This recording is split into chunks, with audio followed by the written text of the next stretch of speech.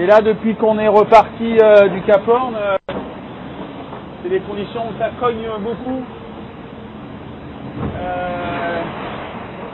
Avec une mer souvent de travers, voire un peu de face. Et là, pas beaucoup de répit, pas beaucoup de moments de se reposer ou je dirais de souffler après un Pacifique qui avait été particulièrement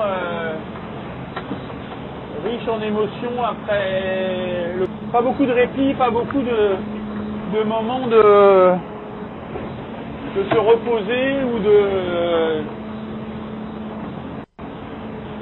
je dirais de souffler après un Pacifique qui avait été particulièrement riche en émotions après le contournement des glaces. C'est vrai que c'est des conditions où il fait encore assez froid, sauf que là, vous avez de la chance. La lumière s'est un peu levée et le plafond nuageux qui était très bas d'un seul coup s'est un peu relevé. Des points clés, oui, il y en a. D'abord, il y en a au départ du Cap Horn.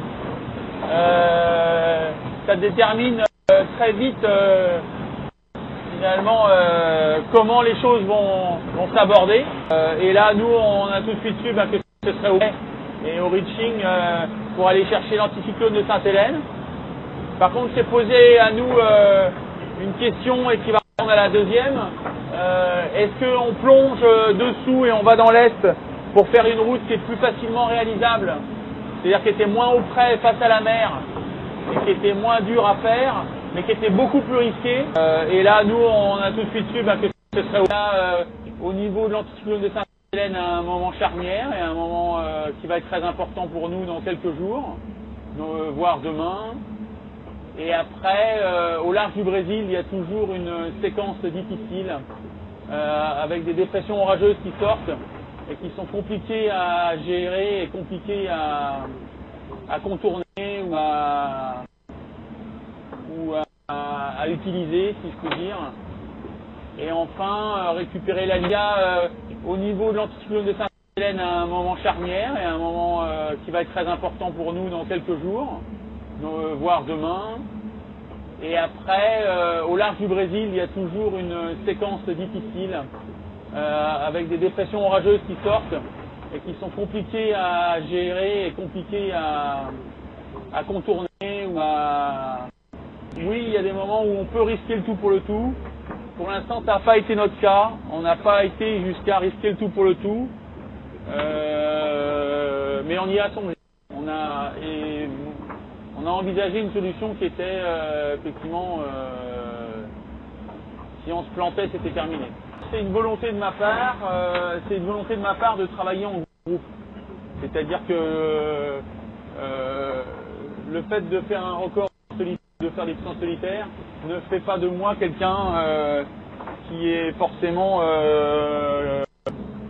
je dirais, qui décide seul ou qui n'est pas le groupe. Au contraire, moi, mon objectif sur le projet Sodebo, c'est de construire un truc, et de construire une histoire, de la partager avec les autres et de la construire surtout avec des gens, avec les gens de Sodebo qui ont cru dans ce projet dès le départ, mais aussi avec les gens qui m'entourent pour concevoir le bateau, le construire, le mettre au point, et ainsi de suite.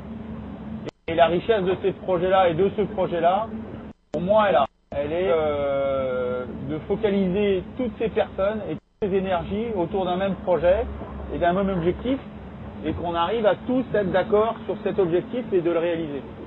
Après, c'est effectivement moi qui suis aux manettes et qui ai la responsabilité de réaliser ce qu'on fait au final, mais sans les gens qui ont conçu, réalisé, mis au point avec moi en amont, et effectivement pour en revenir à la cellule de routage, sans ces personnes qui travaillent